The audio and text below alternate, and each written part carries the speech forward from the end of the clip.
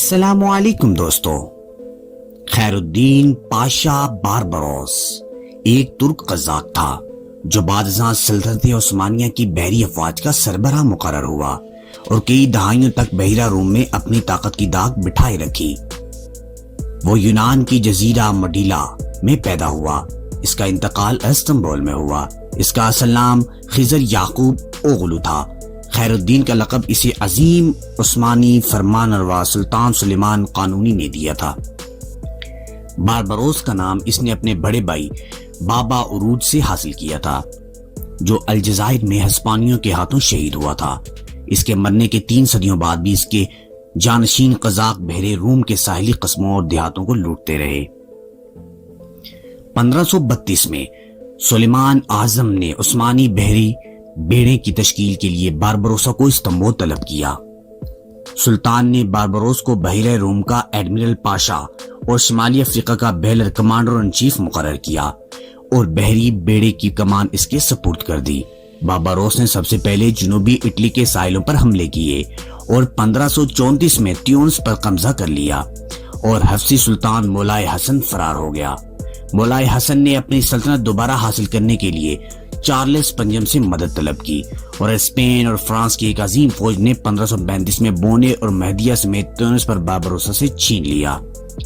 1537 میں لطفی پاشا اور باربروس نے جزائر، آیونین اور جنوبی اٹلی کے خلاف ایک زبردست عثمانی فوج کی قیادت کی اور باربروس نے سلطنت وینس سے کورفو چھین لیا، جس پر فروری 1538 میں پاپ پال سوم نے عثمانیوں کے خلاف اتحاد تشکیل دیا جس میں پاپائے روم، اسپین، رومی سلطنت، وینس اور مالٹا کی افواج شامل تھی۔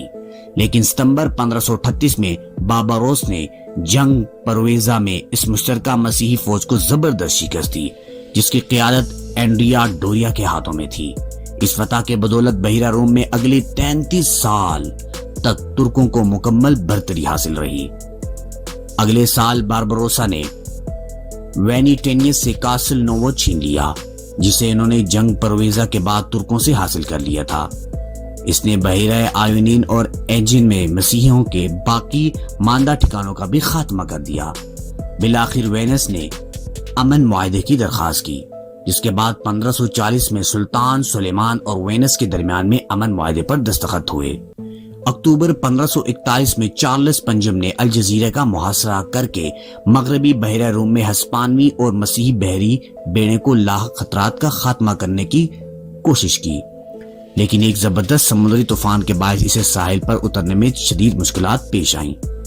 تاہم زمین پر لڑی گئی غیر فیصلہ کن جنگ کے بعد چارلس نے نا امید ہو کر فوج واپس بلا لی۔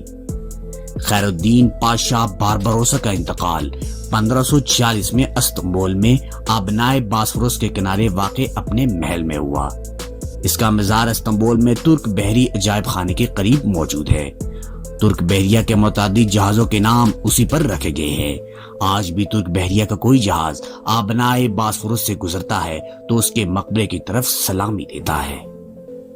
اور ڈرامہ سیریل باربروسا بھی ارطغرل جیسا تاریخی ڈرامہ ہے، اور سب سے بات یہ ہے کہ اس میں باربروسا کا کردار بھی ارطغرل کردار نبھانے والا اینگن التان ہی ادا کر رہا ہے، جس سے اس ڈرامے کو مزید 4 چاند ملیں گے۔